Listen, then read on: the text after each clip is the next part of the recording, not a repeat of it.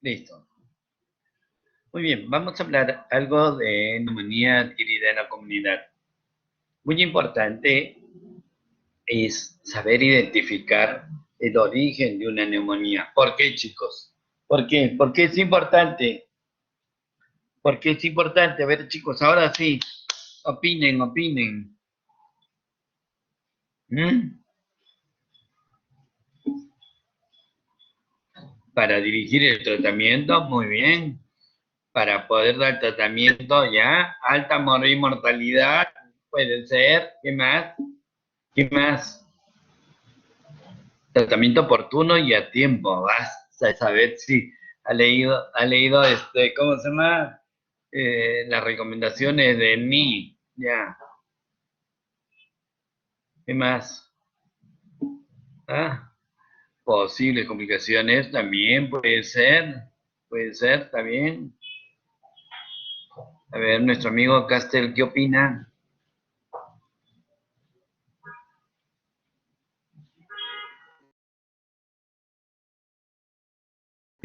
Uno de los hechos más importantes es nivel de mortalidad también, es el hecho de que según el tipo de lugar de foco infeccioso, eventualmente nosotros tenemos un diferencial en cuanto al tipo de germen. Y por lo tanto, eso puede acompañar a la mortalidad. Definitivamente, si nosotros estamos frente, por ejemplo, a una intrahospitalaria o asociada a ventilación mecánica, es completamente diferente a neumonía adquirida en la comunidad. Pero hoy, por la mala praxis que se está ejecutando, por otro lado, por la automedicación, estamos teniendo un índice altísimo de resistencia bacteriana. Ustedes se dan cuenta que en estos tiempos COVID, el que menos está colistina, como si fuera un antibiótico de primera línea. Entonces, el problema es que está haciendo selección clonal y está promoviendo resistencia bacteriana. Y lo peor es que eventualmente existe un componente de mala dosis o de mala práctica terapéutica. Y entonces eso también es peor aún. ¿Ok? Muy bien. El problema es que el nivel de compromiso es parénquima pulmonar. No es pleura, no es vía aérea, no es vía aérea superior, no, es parénquima pulmonar. Y por lo tanto, este tipo de infección está adquirida fuera de un ambiente hospitalario o relacionado al hospital. Recuerden que hay un diagnóstico llamado infecciones adquiridas en ámbito hospitalario y hay otras infecciones adquiridas en ambientes relacionados al hospital o trabajadores relacionados al hospital. ¿Ok? Por otro lado, siempre se ha dicho que el tema es fiebre, síntomas respiratorios, evidencia infiltrada inflamatoria parenquimal. ¿Ok? Muy bien. Hay un artículo que salió hace un tiempo de JAMA, en el sentido de aplicar una IQ ratio para los síntomas. Y los síntomas, fiebre y disnea, prácticamente elevaba a casi 2 veces el riesgo de que realmente sea una neumonía. Muy bien, el problema de la evidencia.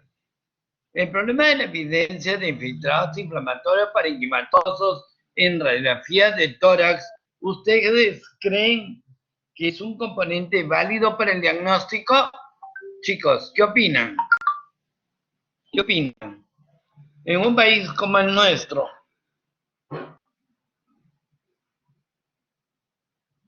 ¿sí o no? No porque Andrea. ¿Por qué no, Andreita?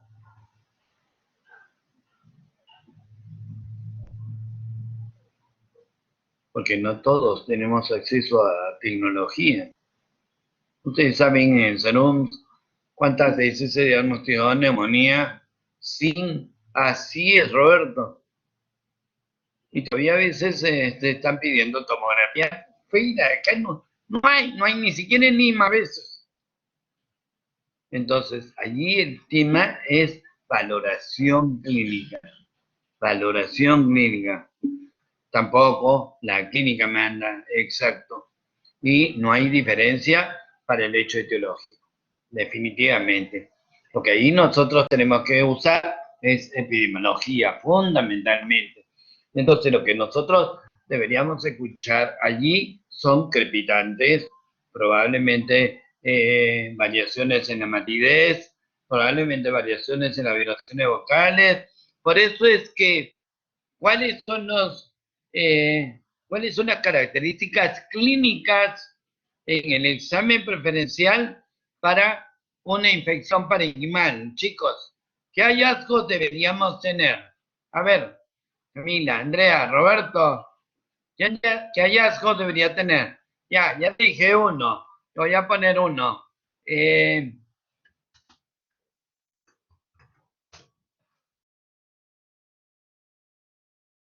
deberíamos tener? Taquimia, bien. Sibilancias, sibilancias es parte de un complejo de vía aérea. Soplotubárico, sí. Sibilancias es tubuladura, Sáñez, no es parénquima. Retracción como parte de la adena. Tomás opinó, por si acaso, tiraje. Ya, listo. Disminución del murmullo vesicular. Ya. ¿Cómo estarán las vibraciones vocales? Puede haber dolor abdominal, en algunos casos, por ejemplo, en neumonías de base, taquipnia, ya también le dijeron, taquipnia o polimnia, Roberto, ¿cuál de los dos? O los dos. Antón dice disminución de las vibraciones focales. ¿Cuál es? ¿Ah? Antón, es la nueva semiología de Castel. ¿Ah? Vibraciones vocales, Angeli. ¿Pero están disminuidas o están aumentadas? ¿Ah? ¿Ah? Ah, recuerda que nosotros tenemos una interfase y al tener la interfase, en este caso alveolo ocupado, listo.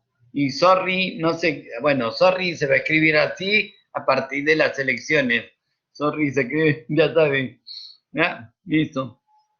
Entonces, el tema es ese, tenemos que buscar signología clínica. Por otro lado, en personas no hospitalizadas en los últimos 7 días o primeras 48 horas. ¿Por qué? Porque generalmente todas ellas están asociadas a ámbito hospitalario. Muy bien. La OMS dijo 156 millones de nuevos episodios de neumonía. 151 millones ocurren en países en vía de desarrollo, allá. Entonces, ¿esto qué quiere decir? Más del 95% está en nuestra área. Es decir, nosotros somos los que más neumonía hace. Y por si acaso, no me digan eso de que un niñito normalmente hace 5 infecciones respiratorias al año. Eso no es normal. Eso es completamente patológico. La guía británica habla de 33 por 10.000 casos en niños menores de 5 años y 14.45, por cada 10.000 en 5 a 16 años. Entonces, ustedes ven cómo la edad de mayor riesgo es menores de 5 años y sobre todo en países en desarrollo. Es la primera causa de muerte y también de morbilidad social. ¿Ok? Más o menos mueren unos 20 millones de niños, miren, menores de 5. ¿Ya? Muy bien. Parece que existe un tema estacional, definitivamente, incrementándose en los periodos fríos y baja temperatura en los meses de invierno. Pero eso no quiere decir que el frío transmite la neumonía o hace la neumonía. Por otro lado, se establece mayor contacto con gotículas respiratorias asociadas por el hacinamiento. Allí está el kit del asunto. El hecho de resguardo ambiental hace que la gente se junte y la posibilidad de mayor exposición. ¿Ok? Muy bien. Miren lo que ha pasado entre el 2008 y el 2016. ¿Quién me puede comentar esto? A ver, chicos. A ver.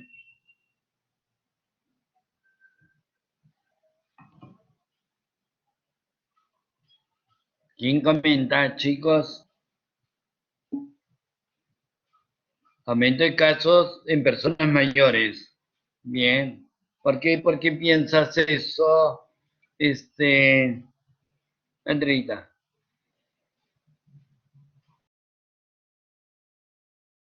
¿Cuál es tu comentario al respecto? Definitivamente, vemos en el año 2008 una participación de personas mayores de 60 de 11%, pero en el 2016, prácticamente 8 años después, ya se eleva a 24%. Y aparentemente disminución en menores de un año, de 31 a 19. Falta de cuidados, vacunas, muy bien.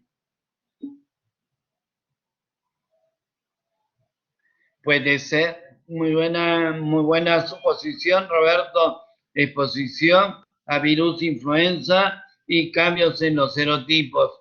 Recuerden que la neumonía no solamente es bacteriana. Y ahora, como dice Carlos, todo debe haber cambiado. Todo debe haber cambiado totalmente la estadística. Y lo peor es que no tenemos estadística formal de cómo está cambiando las cosas. Pero definitivamente puede que el impacto haya sido en principio para los niños menores de un año la tendencia de una mayor vacunación. Por otro lado, aparición de la vacuna para neumococo y Haemophilus influenza como parte del Programa Nacional de Salud. Esto puede haber influido en la disminución del lado pediátrico. Pero si ustedes lo ven, casi mantiene el componente de proporción frente a toda la población.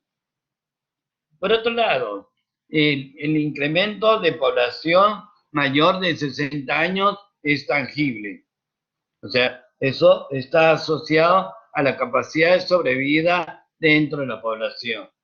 Ya tenemos más viejitos, definitivamente. Aunque ahora, otra vez creo que debe estar volviéndose a los estándares del 2008. Muy bien, ¿cuáles son los factores de riesgo?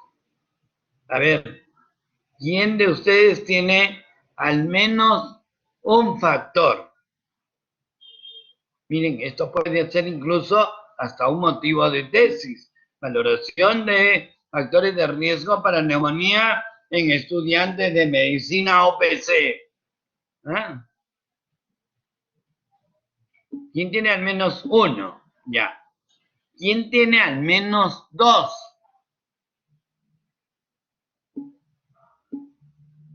Carmen, Dani, al menos dos. ¿Quién tiene al menos tres?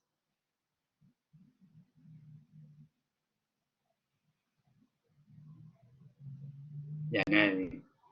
Entonces, por descarte, Ángela apunta, Karina apunta, probablemente los riesgos de exposición 1 y 2 es cigarrillo y alcohol.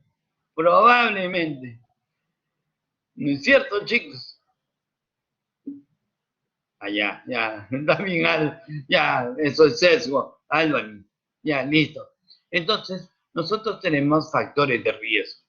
Y los factores de riesgo es cardiopatía estructural, alteraciones en la estructura y displasia broncopulmonar, fibrosis quística, que en realidad nosotros tenemos una tasa de impacto baja, trastornos neuromusculares, asma es una condición severa para la predisposición a neumonía comunitaria. Inmunodeficiencia primaria y secundaria, vamos a ver si alguno repite o hace infecciones con frecuencia. Anemia falciforme depende mucho del tipo de población y si es una población cerrada y vulnerable. Una de las cosas que obligadamente tenemos que eliminar es fumar. A ver, chicos, ¿quiénes fuman? ¿Ah? Tienen que dejar de fumar porque no solamente se están haciendo daño a ustedes, sino están haciendo daño a la persona que está al costado. Y por otro lado, no es solamente exposición al alcohol. Si fuera así, estamos fritos, Ángela. Exposición al alcohol, sino es consumo inadecuado. ¿Ok? No es solamente exposición. ¿Ok? Ya. Entonces, a ver, a los que están llevando, ¿cómo se llama ese curso? Estilos de vida. Entonces, tenemos que cambiar estilos de vida. ¿Qué tal curso? Santo Dios, ya. Listo. Y entonces, eso tiene que ser parte de un plan educacional. Por otro lado, siempre tenemos que chequear el tema del triángulo epidemiológico. Huésped, ambiente y agente. El huésped debe ser inmunocompetente, debe estar protegido a través de la vacuna, debe estar en una edad de riesgo, pero con efectos y cambios que lo puedan proteger. Por otro lado, el ambiente entorno, tratar de que sea siempre un ambiente abierto, ventilado, sano y, por otro lado, allí también se ubica el tema de estilo de vida saludable. Y el otro entorno es el agente. El agente es no solamente el componente infeccioso, sino la carga de inoculación. Siempre se ha hablado de carga viral, carga bacteriana para infecciones. Pero acuérdense que también puede haber parásitos, ¿ok? Protozoarios. Pero fundamentalmente la mayor incidencia depende de la presencia de bacterias o virus, ¿ok?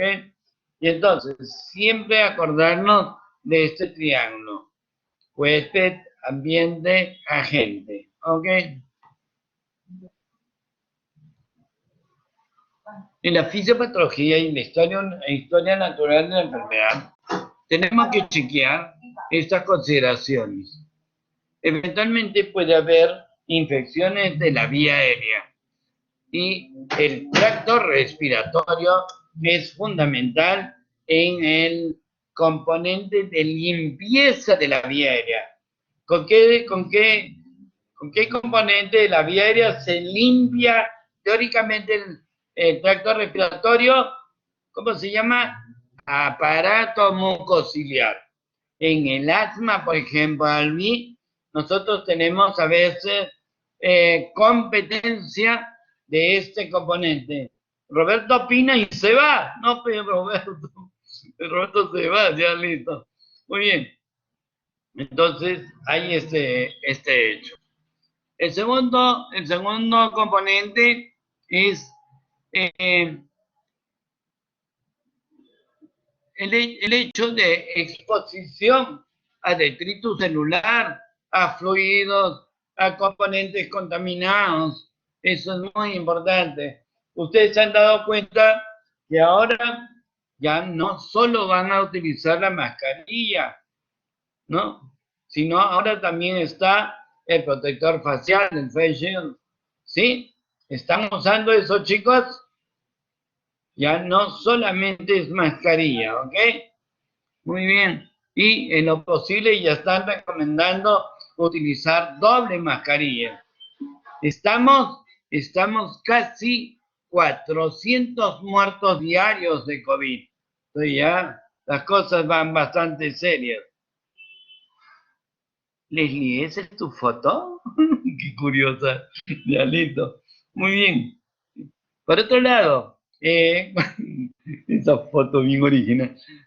Cuando hay componente funcional deteriorado, es decir, compliance pulmonar o incremento de resistencia o obstrucción de la vía aérea. Entonces, todos ellos son componentes que definitivamente predisponen a infecciones.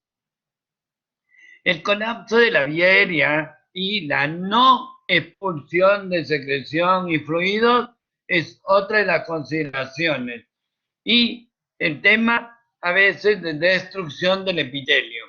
Entonces, todo ello conlleva prácticamente la explicación de la historia natural de la enfermedad. ¿Ok?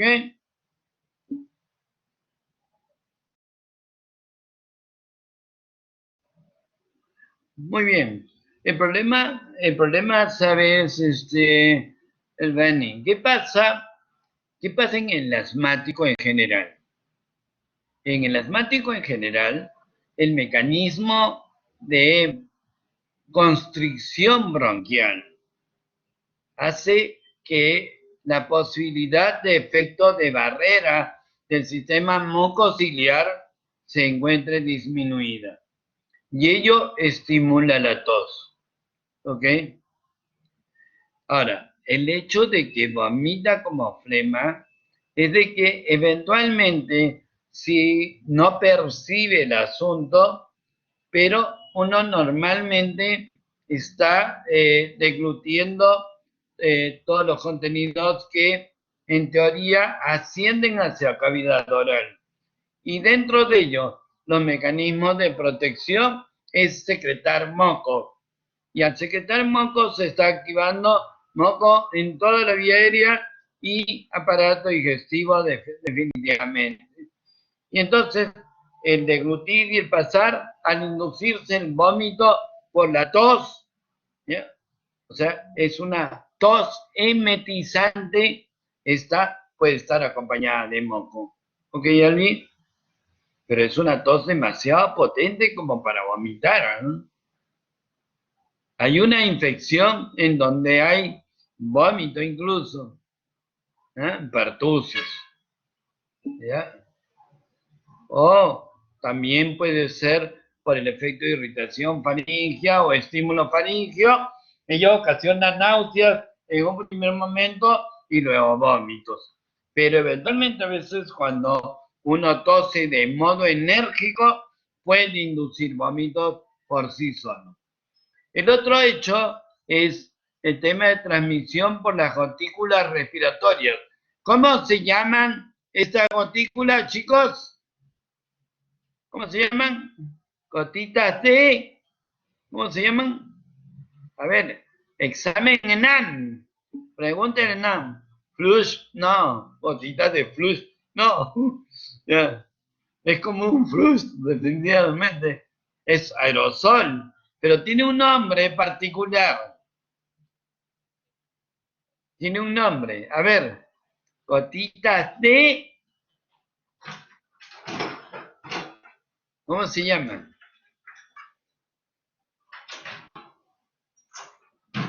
Y, y tienen que tener una medida adecuada para poder ingresar en la vía aérea.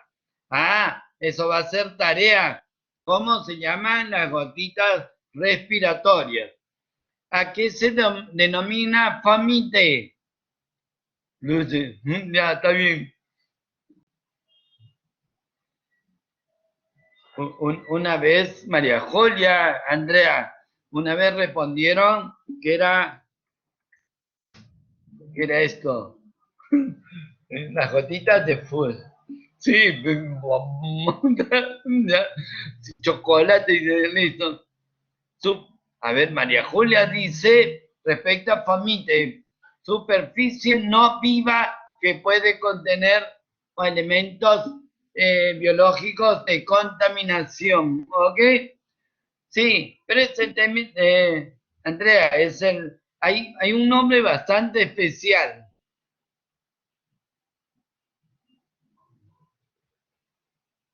Es como si fuera un apellido. Ya, vamos a seguir hasta que googleen bien. Cualquier instrumento que pueda transmitir microbios es cualquier superficie no viva que puede servir como plataforma de infección.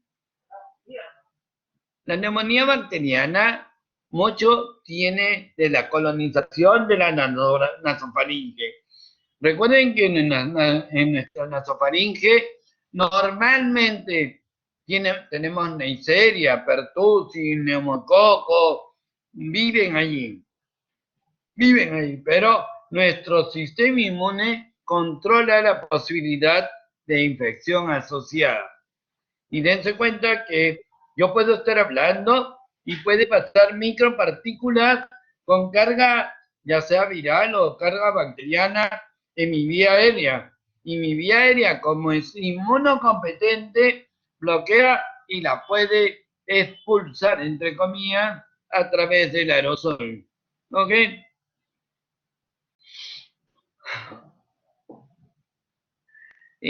Mucho se ha hablado cuando se dice en el componente ocasional bacteremia primaria que precede a la neumonía.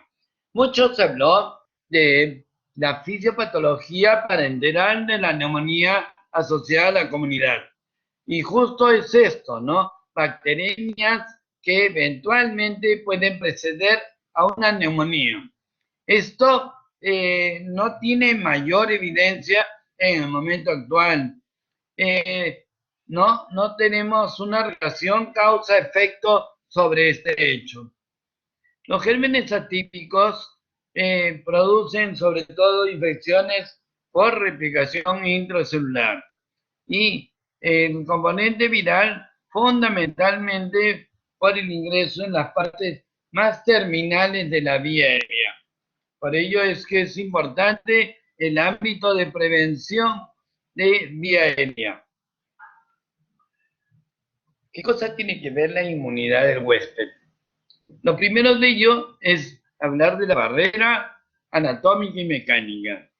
Lo que ustedes estaban comentando, la presencia de vibrio en fosas nasales, el aparato mucociliar en todo el trayecto de la vía aérea y el epitelio pseudoestratificado con componente ciliar. El otro hecho es el tema de las células caliciformes, la presencia de células caliciformes, el flujo de el moco en dirección hacia el exterior, que es otro de los hechos que ayuda en la prevención y aparición de la neumonía. Inmunidad humoral, sobre todo la presencia de inmunoglobulina A. Es una inmunoglobulina de secretora, ¿ok? Y por otro lado, el hecho de la presencia de surfactante, fibronectina y complementos sobre la superficie. Nosotros también tenemos componentes migratorios a través del epitelio respiratorio, macrófagos alveolares y macrófagos intersticiales. ¿Ok? Esto es importante para el tema de migración y diabetes y protección de la vía aérea. Algunos aspectos importantes. Siempre en la historia clínica, mirar la edad del paciente. La edad del paciente incluso puede estar relatada y relacionada a algunos tipos de gérmenes, como el niño menor de 1 año, la posibilidad es Haemophilus influenza, por ejemplo, o el niño muy pequeño en el primer trimestre con exposición puede tener infecciones asociadas, por ejemplo, a pertussis, meningococo. ¿Bien? El otro hecho es el tema de infecciones del tracto superior, sobre todo por Streptococcus pneumoniae y Estafilococo dorado. La ausencia, el tema de síntomas asociados. Recuerden que los síntomas asociados, fiebre, disnea y tirajes, está muy relacionado, tiene un IQ ratio positivo para el tema de neumonías. ¿Ok? Fluidos y estado nutricional. Definitivamente el estado nutricional tiene que ver mucho con la capacidad de respuesta y de inmunocompetencia. Duración, bueno, episodios previos, definitivamente, más que episodios son los antecedentes. Por eso es que nosotros tenemos que minimizar este componente. El estado de inmunidad.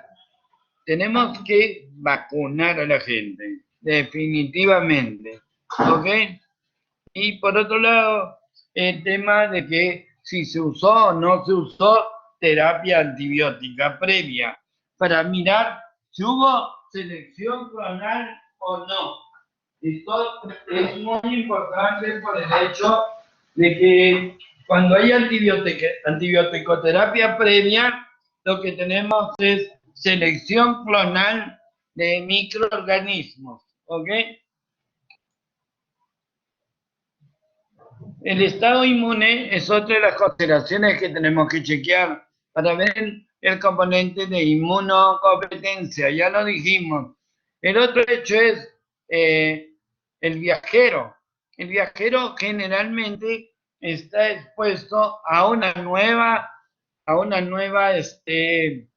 flora microbiana y por lo tanto puede tener un tipo de infección sujeta a cualquier otro germen y que nosotros definitivamente tenemos que aclarar. Por ejemplo, histoplasmosis. ¿Ah? A ver si hay histoplasmosis en California.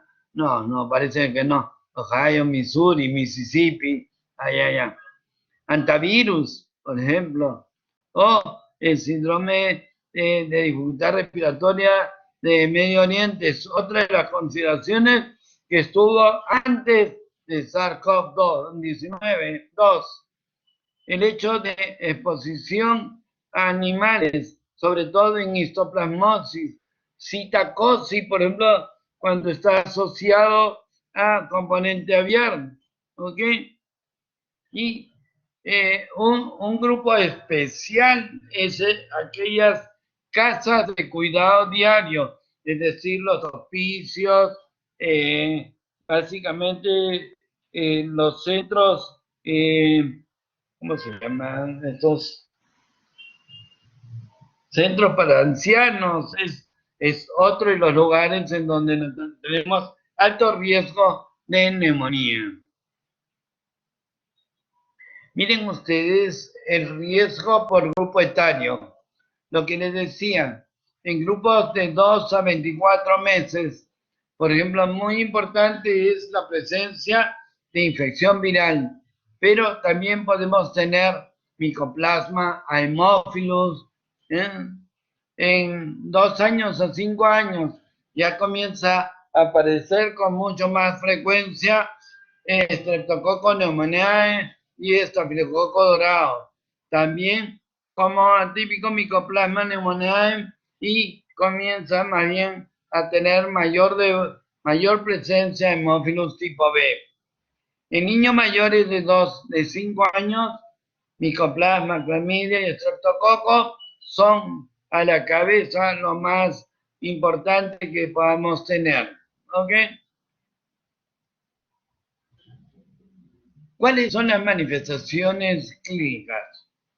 Por lo general, lo que ustedes han relatado, miren chicos, fiebre, tos, taquipnea. ¿Ok?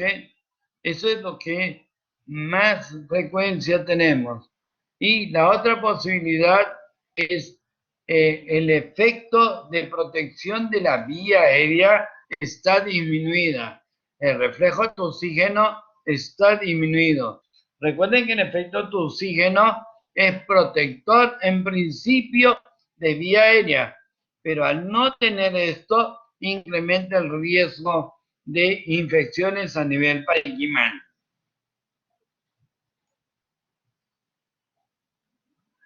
¿Algún comentario hasta acá, chicos? Betsy, Andrea, Carlos, María Julia, Dani, Leslie, ¿todo bien hasta ahora? Perfecto. Sí, la clase es realmente fácil. Después te voy, mientras conversan con la doctora Karina, yo les voy a pasar después un link respecto al guidelines de neumonía. ¿Ok? En neonatos es sumamente complicado.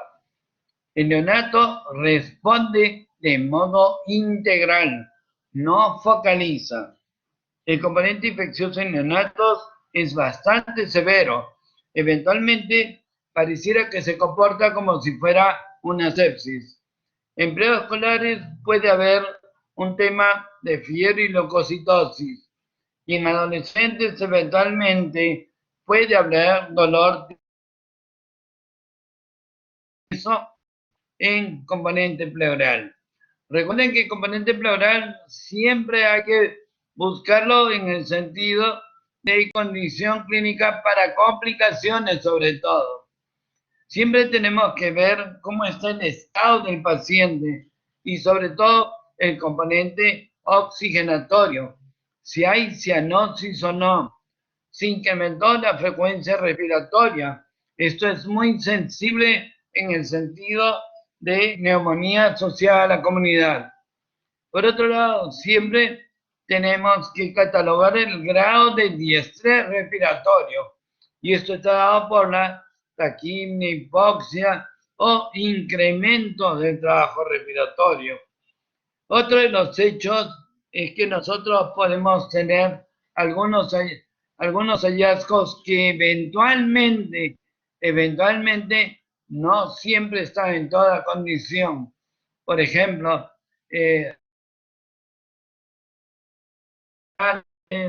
disminución del sonido respiratorio.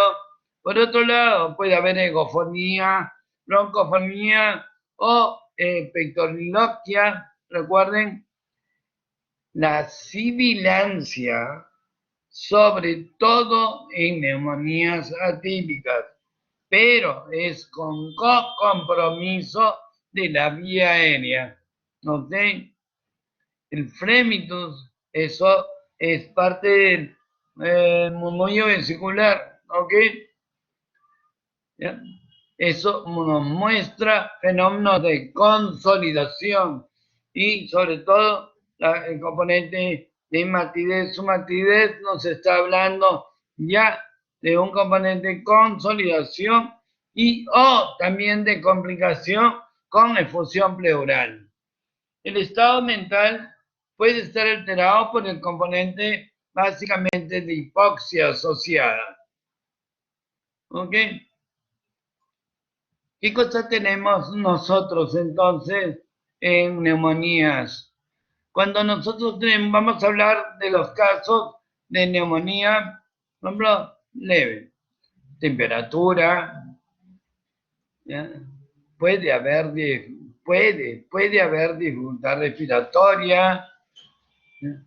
El color está normal, el estado mental está normal, es decir, no hay compromiso para el estado de hipoxemia.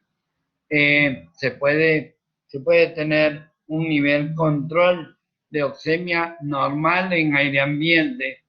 Ahora el punto de corte para darle sensibilidad se elevó a 94.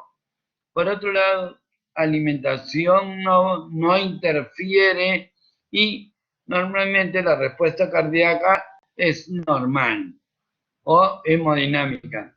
En cambio, cuando nosotros ya tenemos condiciones severas, hay temperatura, hay incremento de frecuencia respiratoria o puede ir también hacia abajo. Chicos, recuerden, también puede haber retracciones y utilización de músculos accesorios, dificultad para el componente respiratorio, puede haber ruido respiratorio, puede haber apnea. Por otro lado, hay cianosis y alteración de estado mental. Puede haber deshidratación por el hecho de que el niño no está ingiriendo de modo normal. Y taquicardia y llenado lento justo por estas condiciones últimas. ¿Ok? Muy bien. Ahora vamos a continuar con la doctora Sato respecto a criterios de severidad. ¿Listo? Gracias, Rafa. Bueno, chicos, vamos Bueno, a seguir con criterios de severidad de neumonías adquiridas en la comunidad en pacientes pediátricos.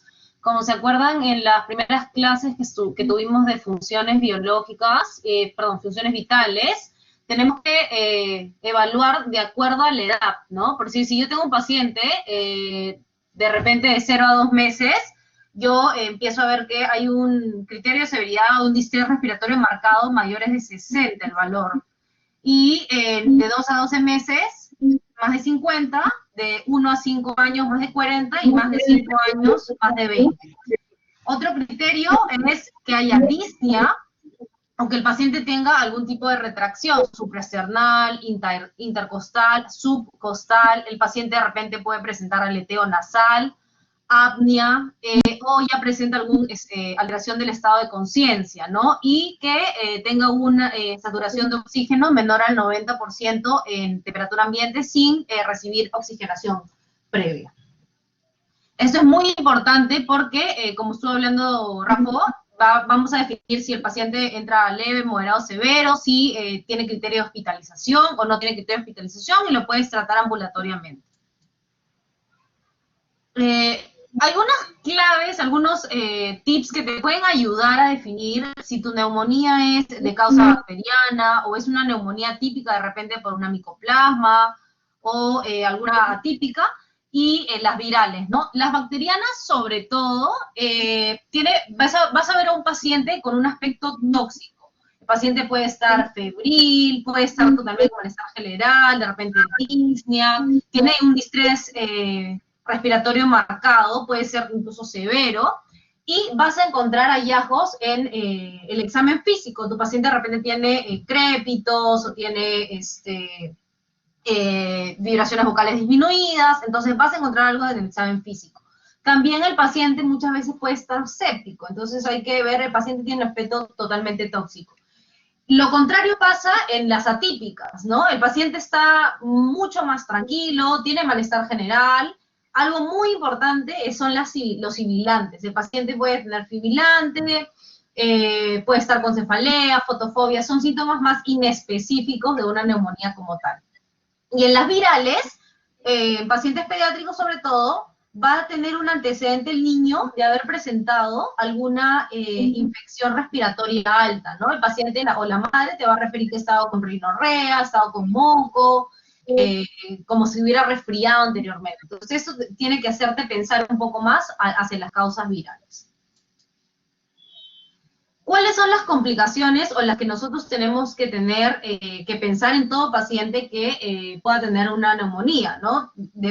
Variable la severidad de la neumonía, pero pueden generar algún tipo de complicaciones. En el ámbito pulmonar, ver si el paciente de repente no hace un derrame pleural o de repente se sobreinfecta ese derrame pleural y hace un empiema. O de repente genera un neumotórax o hace un absceso pulmonar.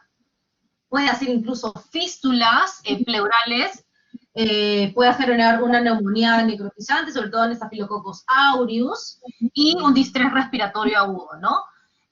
Un poco más raro ya, incluso puede ser por metástasis, pero en este caso con diseminación hematógena, ¿no? El paciente, la bacteria ya migra y se va hacia las meninges, hacia el encéfalo, hacia el corazón, puede generar una meningitis, abscesos en el sistema nervioso central, endocarditis, pericarditis, osteomolitis, por vía hematógena también, artritis séptica también, y algo más sistémico te podría dar, como ya habíamos mencionado, un paciente séptico o de repente un SHU, ¿no? Un síndrome urémico hemolítico.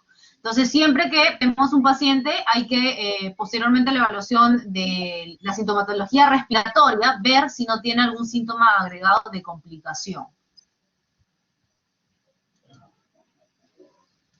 Con respecto al diagnóstico, si bien es cierto, como estaba mencionando Rafa, el diagnóstico lo puedes hacer clínicamente, tu paciente, depende de cómo venga tu paciente a la hospitalización, perdón, a la emergencia o a tu consultorio. Siempre hay que considerar exámenes auxiliados, pero asociado a tu historia clínica. Es muy importante la historia clínica. Entonces tienes que ver cuál es la edad de tu paciente, porque ahí vas a definir de repente cuánto es frecuencia respiratoria, si realmente tiene taquipnia o no tiene taquipnia, si tiene taquicardia, cuánto está su presión, y de acuerdo a todo eso, ves si requieres hospitalización.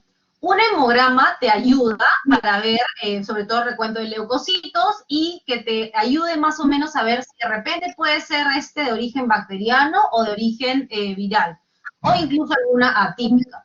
No es definitorio, chicos. Estos exámenes auxiliares, ¿cómo se llaman? Auxiliares, son de ayuda hacia un diagnóstico. Tú tienes que haber pensado ya qué podría ser, o sea, cuál es la causa más común por edad.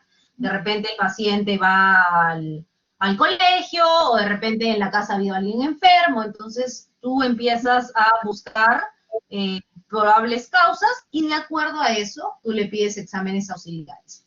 Examen auxiliar te ayuda. Entonces, el hemograma, si tú tienes un paciente con una leucocitosis elevada, lo más probable es que sea bacteriana, pero también podría ser una causa de una neumonía típica. Entonces habrías que ver con la historia clínica si tu paciente presenta de repente sibilantes y un hemograma patológico, entonces, ok, podrías pensar de repente en una neumonía típica. Si el paciente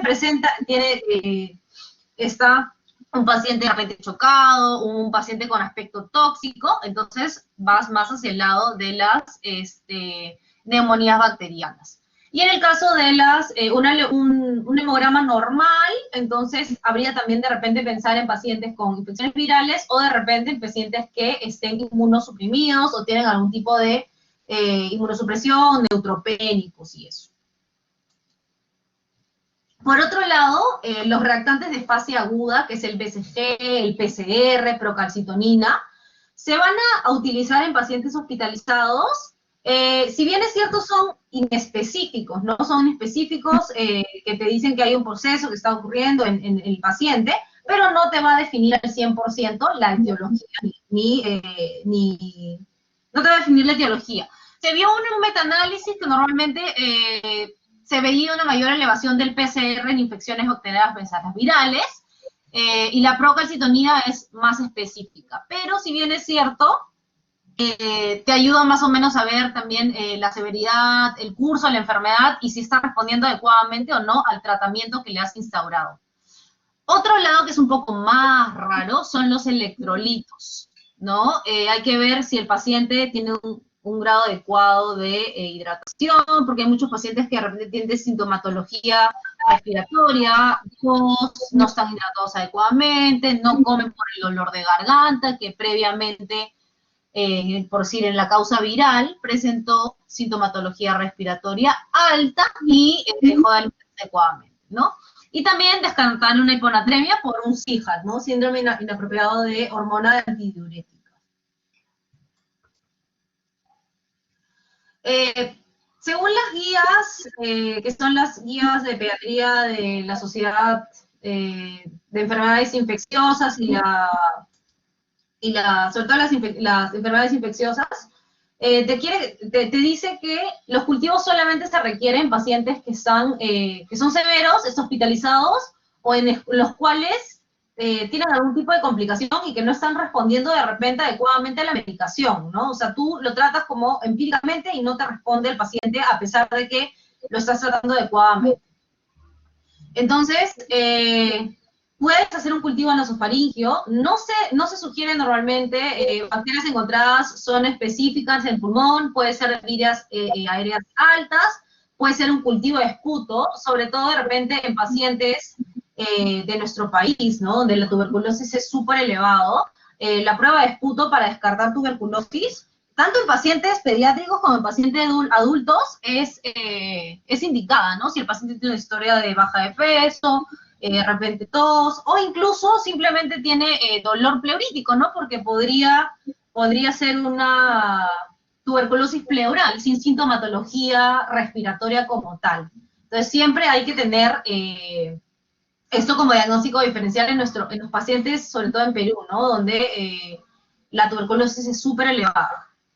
Otro es el cultivo de líquido pleural, normalmente en niños con derrame pleural moderado severo, que siempre tiene que ser, chicos, esto que tienen que tenerlo claro, siempre que hagan un cultivo, háganlo antes de recibir el antibiótico.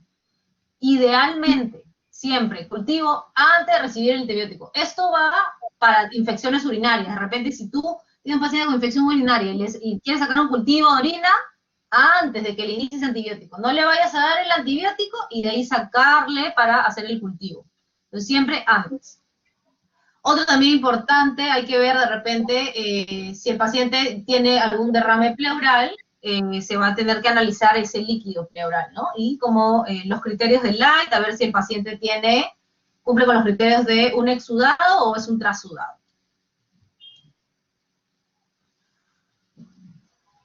Ya, la radiografía de tórax puede indicar enfermedad severa, confirmación diagnóstica, cuando un paciente tiene una sintomatología que te tiene en duda, ¿no? Tú dices, me parece una neumonía, pero no sé. Entonces, le puedes tomar una radiografía de tórax para confirmar tu diagnóstico. Paciente que se encuentra hospitalizado, o pacientes incluso que hayan tenido neumonías recurrentes, a ver las probables causas, ¿no? Si el paciente de repente viene con un distrés respiratorio, pero no se encuentra la causa del distrés respiratorio, y si es que en el caso de que el paciente de repente está yendo muy bien con la medicación, ¿no? Paciente ya con neumonía, lo trataste adecuadamente, pero de la nada empieza a descompensarse tu paciente. Entonces, de repente, ha hecho algún tipo de complicación. El paciente ha generado un absceso, ha hecho un empiema, de repente ha hecho un derrame pleural, entonces algo que te indique en la radiografía, con la radiografía te va a poder ayudar a buscar la causa de que el paciente no responda adecuadamente a tu medicación.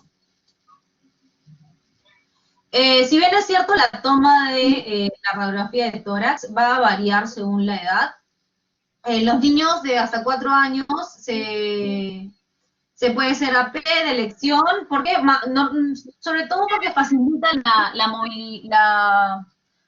Es un poco difícil inmovilizar a tu paciente, ¿no? O sea, el paciente como que se mueve y está inquieto, no es como un adulto, que de repente lo dice, señor, por favor, póngase paradito y no se mueva, entonces es un poco más complicado las anteroposteriores, mientras que en niños mayores de 4 años ya le podrías hacer una incidencia posterior-anterior, como la de adulto, y eso hace que la silueta cardíaca no tape tanto, ¿no?, al pulmón, entonces puedes visualizar más el campo. Si bien también se puede sacar una incidencia lateral, bueno, siempre la verdad es que yo prefiero, bueno, y siempre he escuchado que se recomienda la incidencia lateral en pacientes hospitalizados sobre todo, porque si tú visualizas solamente las posteroanteriores, va a haber la parte media que no te vas a poder visualizar. De repente hay justo la silueta cardíaca o el paciente tiene cardiomegalia, no, va a haber puntos donde no vas a poder visualizar adecuadamente. Si de repente ahí justo hay una focalización, no tienes algo que quieras observar adecuadamente. Entonces siempre, idealmente, pedir las dos, ¿no? Las dos incidencias. Con recuerdo a, esta es una correlación, es un cuadro de up-to-date que nos ayuda a relacionar la clínica del paciente con la radiografía y posibles etiologías en pacientes. Entonces, en la primera, que es la más común, en este caso sería por Streptococcus pneumoniae, tenemos, pacientes de todas las edades con distrés respiratorio, algunos hallazgos auscultatorios en el examen físico, de repente con leucocitosis elevada, todo algo que te indique, ¿no? Que te indique que este paciente probablemente tenga una neumonía bacteriana. ¿Qué podrías encontrar? en una radiografía, ¿no? Podrías encontrar infiltrados alveolares, consolidaciones segmentarias o también podrías encontrar consolidaciones lobares. Y algunas veces neumonías que son como que redondas, totalmente así redonditas. Y dentro de las complicaciones del paciente que podrían haber por una causa bacteriana, puedes haber empiema, efusión pleural, derrame pleural, abscesos pulmonares, neumonías necrotizantes y neumatocele. Neumatocele es a ver como una bolita con nivel hidroaéreo un poco y una partecita blanca, ¿no? Se va a ver como una bolita así focalizada. En las bacterias atípicas, sobre todo a la cabeza el micoplasma y, bueno, de ahí Clamidia pneumoniae, podemos pensar como dijimos anteriormente, ¿no? Nos orientamos de repente a la causa atípica, un paciente con sibilante, de repente que haya tenido, que tenga cefalea, que tenga fotofobia, que tenga tos, malestar, conjuntivitis, algo de síntomas inespecíficos que no pareciera una bacteriana. Entonces, ¿qué podríamos encontrar en la radiografía? Podríamos encontrar consolidados, segmentados, lobares. Esto es en menor proporción, mucho menor proporción que en las bacterianas, pero también se puede encontrar. O también infiltrados peribronquiales o parailiares. También puede haber infiltrados reticulonodulares que están localizados e infiltrados difusos, ¿no? En toda la radiografía. En la etiología por causa viral, como ya describimos, paciente de repente tenía sintomatología respiratoria alta antes de iniciar todo el cuadro de neumonía, como una rinorrea, congestión nasal, conjuntivitis, podemos encontrar infiltración intersticial en nuestra radiografía. Y pacientes que tengan neumonías afebriles, por decir en pacientes de 2 semanas a 4 meses, puede ser una clamidia trachomatis, o sea, por una infección de la madre. El paciente puede tener hiperinflación con una infiltración intersticial, un poco más raro, ¿no? En el paciente si el paciente tiene alguna infección por hongos, depende de dónde el paciente vive, ¿no? Hay que ver si de repente en alguna montaña o algo donde sea demográficamente aumento de incidencia por algún patógeno. Y puede tener adenopatías ciliares o mediastinales. En el paciente con Mycobacterium tuberculosis, como somos una población endémica, ¿no? Una población que realmente tenemos que buscar casi en todo paciente con sintomatología respiratoria, tuberculosis, ¿no? Descartarla sobre todo. Entonces podemos ver si hay que focalizar, ¿el paciente tiene tuberculosis primaria o es una reactivación? De repente ya ha tenido anteriormente alguna infección, asintomático, entonces hay que evaluar, ¿no? Podías tener adenopatías o podías tener ya tu caverna instaurada ahí en el pulmón y el paciente no sabía que ya había tenido tuberculosis.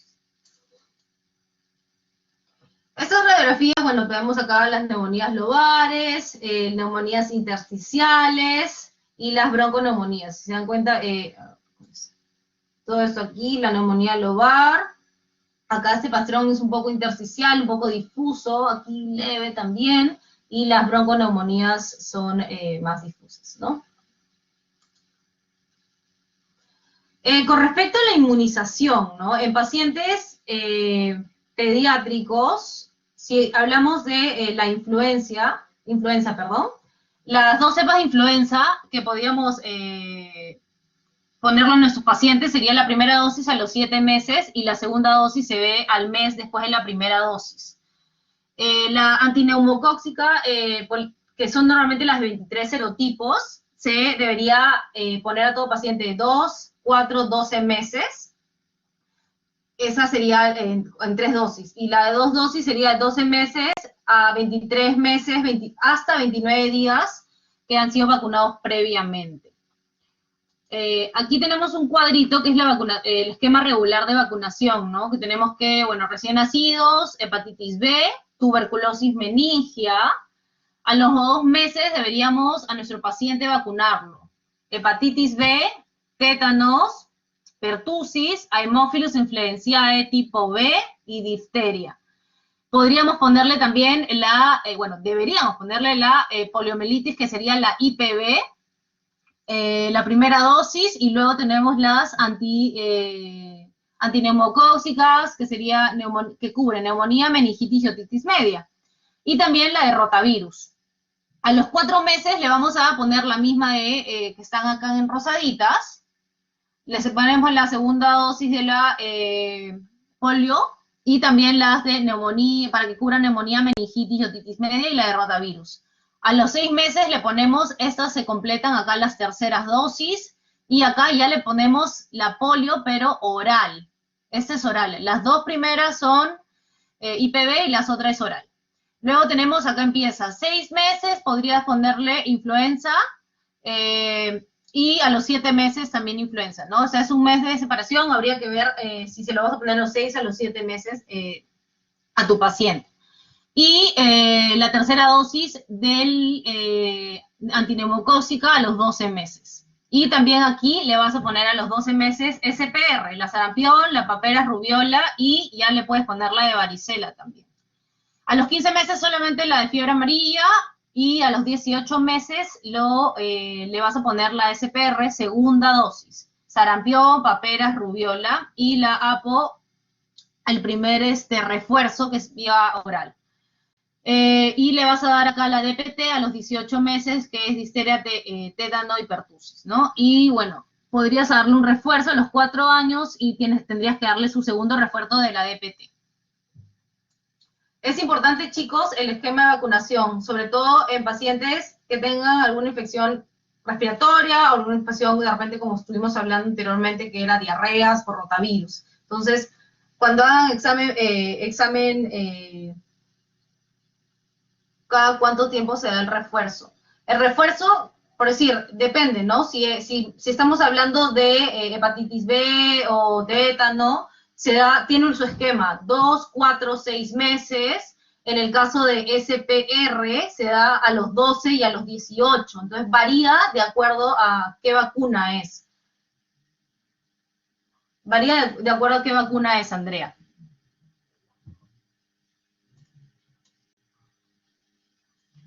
Ya, con respecto a qué antibiótico le vamos a dar a nuestro paciente. Entonces, nosotros ya diagnosticamos que nuestro paciente tiene una infección, una neumonía adquirida en la comunidad. Entonces, lo primero que nosotros tenemos que ver es qué grupo etario es nuestra población, ¿no? Entonces, a ver, yo pienso, tengo un paciente desde, no sé, 3 meses. Entonces, mi paciente está entre mi grupo etario desde el mes hasta los 6 meses. Podría ser de repente de causa bacteriana, ¿no? Entonces habría que ver si este paciente se ha contagiado ha sido intraparto, de repente tiene una clamidia, tracomatis o algo, para ver qué tratamiento le voy a dar, o de repente si está en sepsis. Si tengo un paciente de repente de 6 meses hasta 5 años, que normalmente van a ser las bacterianas típicas, le podría dar amoxicilina, le podría dar amoxiclavulánico. Pacientes que de repente le puedes dar unas cefalosporinas. Y los pacientes que tengan hipersensibilidad, o sea, sean alérgicos a las penicilinas, podrías tener unas fluorosquinolonas, unos macrólidos. Entonces tienes que evaluar si el paciente no ha tenido alguna reacción previa a esta medicación. Si hay pacientes de repente que tengan bastante resistencia, o en la comunidad hay bastante resistencia hacia las bacterias, en este caso neumococo, le podrías dar una fluoroquinolona, linezolid, es un poco más, o sea, lo reservas para un paciente que de repente está un poco más severo, ¿no?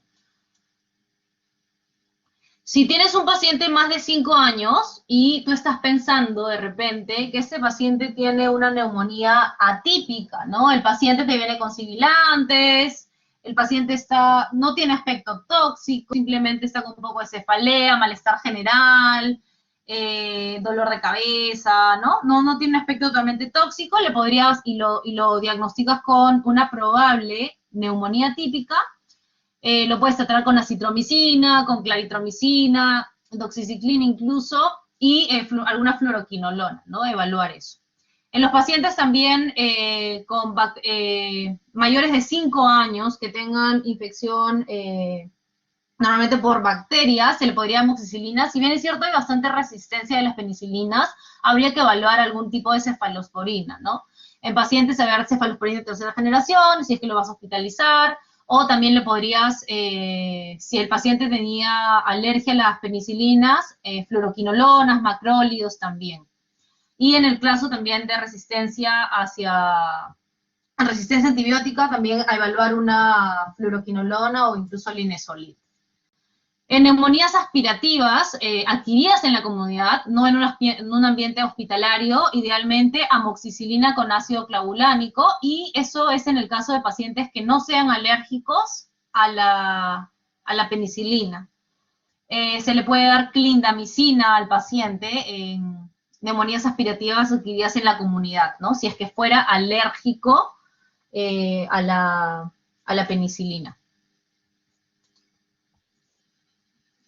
Bueno, chicos, ¿alguna duda, alguna pregunta? Era una clase relativamente corta. No sé si se le ha quedado alguna duda, alguna pregunta de lo que hemos estado conversando. El doctor Rafa le ha dejado en el chat varias guías para que puedan revisar sobre neumonía aquí en la comunidad y todo.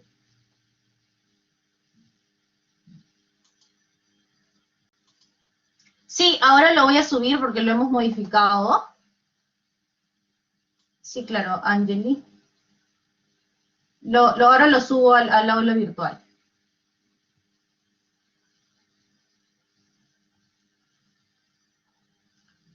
¿Alguna duda, alguna pregunta, chicos?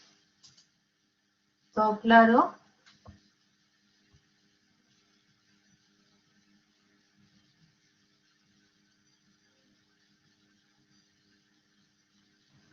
Muy bien, chicos. Hay que leer los links que se les está poniendo y otra vez les estoy poniendo el set de guidelines del Hospital de Niños en Melbourne. Ese es un buen link. Y en la parte de neumonía en la comunidad, tiene un algoritmo muy simpático, muy pragmático. Y sería bueno que lo revisen bien, ¿ok? Ahí tienen un algoritmo de niño con sospecha de neumonía, e incluso se les da tentativamente alternativas según flora microbiana. Recuerden, siempre tienen que evaluar flora microbiana local, ¿ok? Muy bien, chicos, ha sido un placer. Cualquier pregunta estamos al tanto siempre, ¿ok? Ya se ven, con inteligencia, chicos, y paciencia para convencer a la gente.